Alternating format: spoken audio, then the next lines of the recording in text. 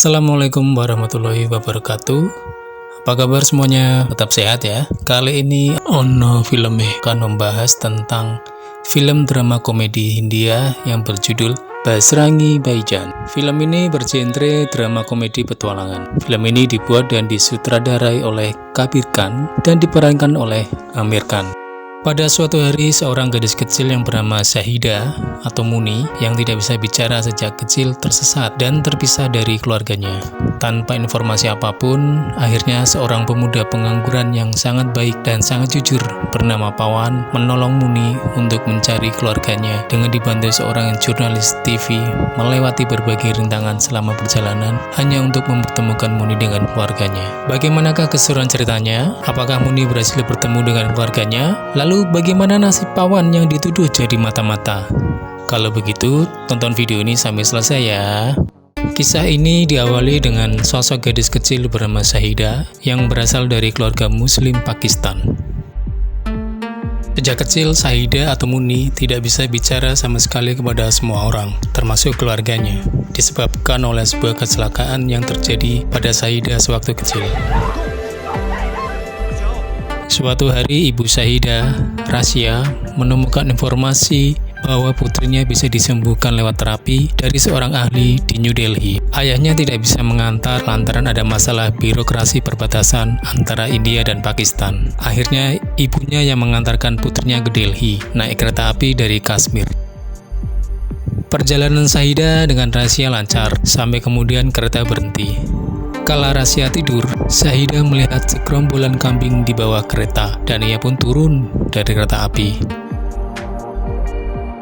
Namun mendadak, kereta berjalan dan mereka pun terpisah. Di tempat lain ada seorang pemuda canggung dan pengangguran yang menganut agama Hindu dan menyembah dewa Hanuman. Ia bernama Pawan. Pawan tidak bisa dibilang sangat pandai, namun Pawan adalah sosok pemuda yang sangat jujur.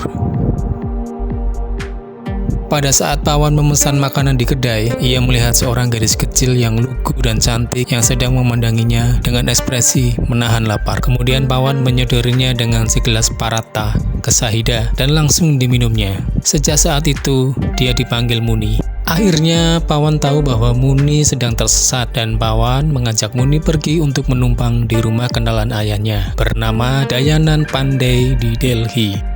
Keluarga ini berasal dari kalangan Brahmana, kasta tertinggi di India. Di sini pula Pawan berkenalan dengan Rasika, putri Dayanan yang cantik jelita. Namun hubungan mereka terhalang oleh status Pawan yang pekerjaannya masih serabutan. Pada saat diajak ke kedai makan, Muni tiba-tiba menangis teringat ibunya. Namun Pawan dan Rasika berusaha menghiburnya dengan bernyanyi dan menari. Muni pun kembali tersenyum. Keesokan paginya, ketika Muni sedang berdoa bersama Pawan di kuil dewa Hanuman, tiba-tiba Muni menghilang. Pawan sempat melihat Muni masuk di sebuah tempat peribadatan untuk kaum muslim. Seketika Pawan dan langsung mengejarnya. Akhirnya Pawan semakin yakin bahwa Muni bukan berasal dari kasta manapun, melainkan Muni ternyata adalah seorang muslimah. Suatu malam, Muni menunjukkan sikap yang aneh ketika melihat pertandingan kriket antara tim negara India dan Pakistan di televisi. Muni terlihat gembira melihat tim kriket negara Pakistan menang, sampai Muni loncat-loncat sambil tepuk tangan dan mencium layar televisi. Ternyata Muni berasal dari negara Pakistan. Atas permintaan ayah Rasika, Muni harus dikembalikan ke orang tuanya di Pakistan. Segala cara dilakukan oleh Pawan supaya Muni bisa segera pulang ke Pakistan, sampai-sampai hampir tertipu oleh oknum calo agen perjalanan.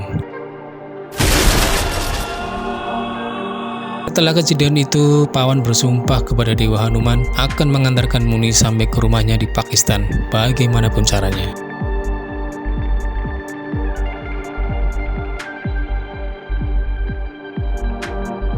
Ketika sedang berjalan menuju perbatasan Pakistan, datang seorang laki-laki naik mobil menghampiri Pawan dan Muni. Dia adalah Bu Ali. Pekerjaan Bu Ali adalah membantu menyeberangkan warga India atau Pakistan yang ingin masuk di kedua negara tersebut tanpa dokumen resmi. Sesaat setelah keluar dari terowongan, Pawan menolak untuk pergi. Alasannya jelas.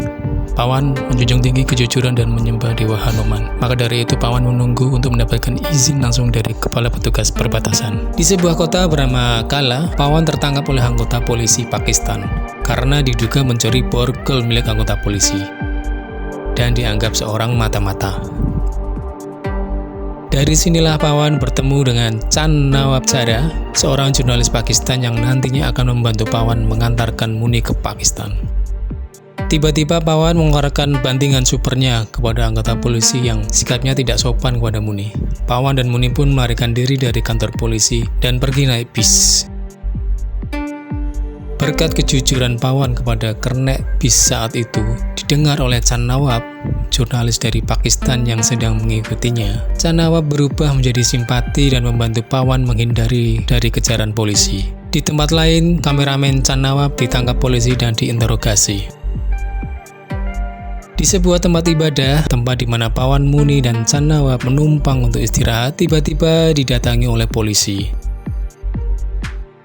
Namun, seorang ustadz bernama Maulana Sahab berusaha melindungi mereka bertiga.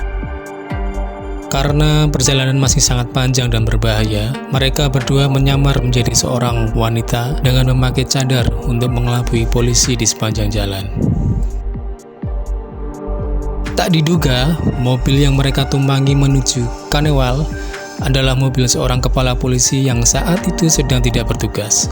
Tak lama kemudian, penyamaran mereka bertiga terbongkar karena ciri-ciri orang yang sedang menjadi buronan sama dengan ciri-ciri mereka bertiga.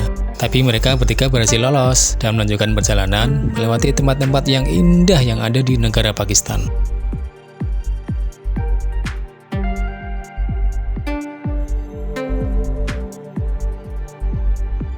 Di suatu malam, di pinggir sungai, Chan Nawab punya ide supaya kisah tentang Muni ini bisa ditampilkan di televisi. Namun semuanya ditolak oleh pihak televisi. Mendengar kalimat Hasrat Amin Shah Dargah, Pawan seketika ingin pergi ke sana dengan harapan doanya bisa terkabul. Keberadaan Pawan, Muni, dan Chan di Hasrat Amin Shah Dargah diketahui oleh polisi Pakistan disebabkan karena di malam harinya Chan sempat ditelepon oleh asisten reporternya yang saat itu sudah bersama polisi. Untungnya Chan sempat melihat kedatangan polisi Pakistan di Hasrat Amin Shah Dargah dan Chan langsung bersembunyi bersama Pawan dan Muni di tempat itu. Sungguh di luar dugaan, ibu dari Muni pun sempat terekam kamera Chan dan bahkan berpapasan dengan Chan. Namun mereka belum dipertemukan, sayang sekali.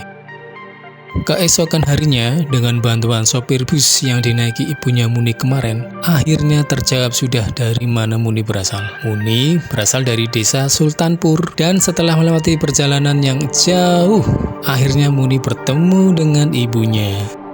Aku terharu. Pawan rela mengorbankan dirinya ditangkap polisi agar Muni bisa pulang ke rumahnya. Tak lama kemudian, berita tentang Muni tersebar di kedua negara dan menjadi viral. Seorang komandan polisi di Pakistan bernama Tuan Hamid Khan yang menangani kasus ini tidak setuju dengan keputusan atasannya agar Pawan dipaksa mengaku sebagai seorang mata-mata negara India. Keesokan harinya di pos perbatasan Narwal, perbatasan antara India dan Pakistan, semua orang berkumpul dari kedua negara. Karena video perjalanan mereka bertiga diunggah oleh Chan Nawab lewat internet. Dan semua media ikut mempublikasikannya. Di akhir cerita, Chan Nawab bertemu lagi dengan Pawan. Dan terdengar sorak-sorai.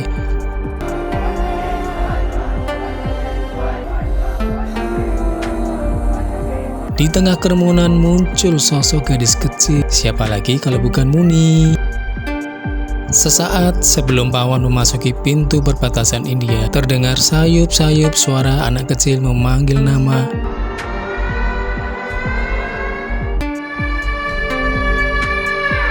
Ternyata itu suara Muni. Sontak, Pawan langsung berlari dan memeluk Muni. Aku terharu lagi guys. Pesan yang disampaikan di film ini adalah kebencian dan permusuhan akan mengakibatkan penderitaan. Namun, cinta yang tulus bisa menjadi obat di saat kita menderita. Terima kasih sudah menonton video ini sampai selesai. Sampai jumpa di video selanjutnya. Wassalamualaikum warahmatullahi wabarakatuh.